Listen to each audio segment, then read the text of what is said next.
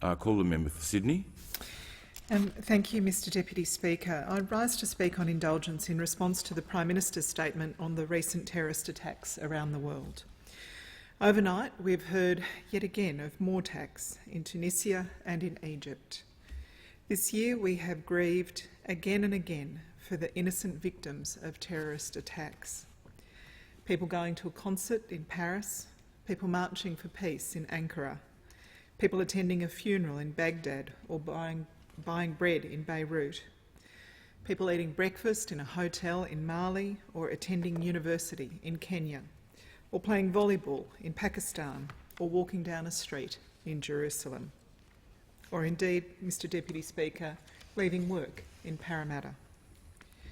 We mourn with those who saw their loved ones go out on a very ordinary day to catch a bus, to pray in church or synagogue or mosque, to go to school or work, to catch up with friends at a cafe or see a show.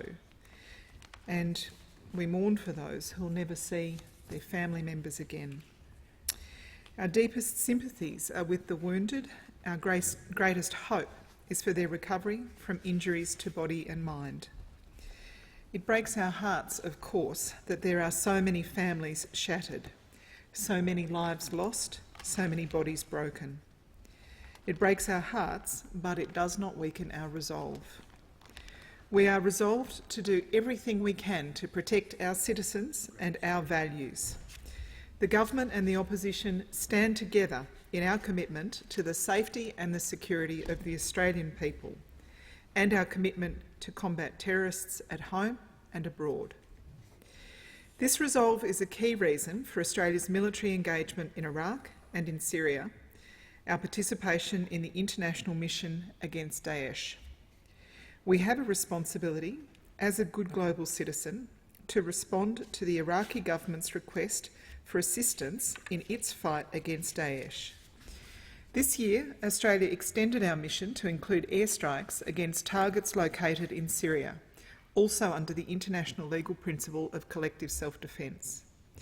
We thank the brave men and women of the Australian Defence Force for the professionalism with which they are carrying out their duties. They are a credit to their country. Hear, hear. Labor's support for the campaign in Syria and Iraq is based on humanitarian considerations. The greatest number of victims of Daesh are those who are forced to live beneath their brutal rule. The civil war in Syria has resulted in the gravest humanitarian crisis of our time. Well over 200,000 people have lost their lives, Mr Deputy Speaker. Some estimates more than 300,000 people. Half the population has been displaced. Many millions have fled Syria altogether. And the conflict has become a beacon and a breeding ground for extremists. Syria is, of course, an exceedingly complex theatre with a wide range of internal and external actors who have equally wide-ranging agendas. Overnight, with the downing of the Russian plane by Turkish forces, we have seen how this complexity can have tragic and unanticipated consequences. It is our hope that Turkey and Russia exercise restraint and that this incident is not allowed to jeopardise the goal of a lasting and durable peace in Syria. We must all redouble our efforts to make that the case. For as the Prime Minister said yesterday, and as Labor has consistently argued, I quote, ultimately a political solution is needed in Syria. Only this would allow attention to turn more fully to eliminating ISIL as a military force. We have consistently called for a clear strategy in Syria and Iraq, a plan to defeat Daesh and a plan for the day after. This strategy needs to include a strong and coordinated military response to prevent Daesh from perpetrating its crimes. It also needs to include a political solution so that both Syria and Iraq guarantee the rights of all religious and ethnic communities. And we also require a humanitarian response to prevent a generation of children growing up without an education, without adequate health care, without even a country to call their own. And while there are a range of views on the correct plan to defeat Daesh on the battlefield, we agree with most of the international coalition partners that large-scale deployment of Western troops is not the correct strategy. As Hillary Clinton said recently, and I quote, "If we've learned anything from 15 years of war in Iraq and Afghanistan, it's that local people and nations have to secure their own communities. We can help them, and we should, but we cannot substitute for them. But we can and should support local and regional ground forces in carrying out this mission."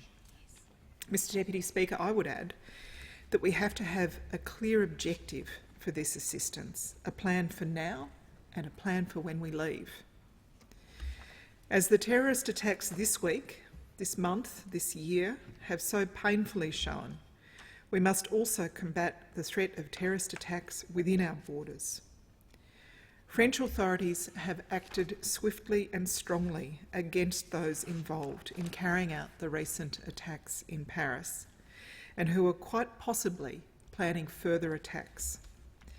In Australia, our intelligence, security and law enforcement agencies are at the front line in foiling and disrupting threats to Australians. We have some of the best security and intelligence agencies in the world, and we will continue to support them, give them all our support as they carry out their difficult and necessary work.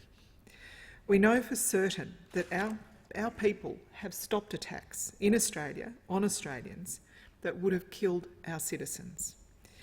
And we all know, how can we not know, that it's possible an attack will not be prevented. It has happened in Australia. At the Lindt Cafe siege, in attacks on police officers and police employees in Melbourne and Sydney. None of us can be complacent. But we can all be certain that while terrorist acts may exact a terrible toll, terrorism will not prevail. Because we have seen that every act of terror prompts 1,000 acts of courage. We saw Adel Termos in Beirut letting go the hand of his 6-year-old daughter to throw his arms around a suicide bomber, saving dozens of lives as he lost his own. We saw Michel Catalano telling his young employee to hide as the fugitive Charlie Hebdo gunman came into his business. He faced the danger alone. And Stephanie Sarad, whose 23-year-old son Hugo was killed in the Bataclan theatre, saying that, and I quote, "I would like to give hope to the next generation. The rest of my life, that will be my work." Antoine Leris, whose wife and the mother of his infant son was also murdered in that theatre, wrote an open letter to the terrorists. He said, "I will not give you the satisfaction of hating you. You would like me to be scared, for me to look at my fellow citizens with a suspicious eye, for me to sacrifice my liberty for my security. You have lost. Thanks, mate. Us two, my son and I, will be stronger than every army in the world. All his life, this little boy will be happy and free, because you will never have his hatred either." Great acts of courage, Mr Deputy Speaker, and many smaller ones that are no less important. The students and teachers in Kenya who go to school and go to university every day, despite the threats, despite attacks, despite the fear they must surely feel. Voices raised in the Marseillaise as people were evacuated from the Stade de France. Hundreds of people stranded in Paris after the attacks, given shelter in the homes of strangers who opened their doors, cooked meals, prepared beds. As around the world people said, "Je suis Paris," the people in Paris said, "Je suis en terrasse," I am on the cafe terrace, as they refused to surrender the everyday pleasures of life. Those who wanted the world to think of fear when they heard the name of Paris have failed. We will remember instead solidarity and defiance. Those who wanted the world to think of grief when they heard the name of Beirut have failed. We remember instead courage. When we remember Ankara, we remember that those who were killed were marching for peace. When we remember Garissa, we remember that those killed were striving for an education, for learning, the thing that the terrorists fear most. And every day in Paris or Sydney, Beirut or Mumbai, we will be in the cafes and the restaurants, at the markets, in our places of worship, at work, at our train stations, our schools and in our offices. And that's why terrorism will never win, because the human spirit is unconquerable. Violence in the service of ideology can never defeat courage in the name of our common humanity.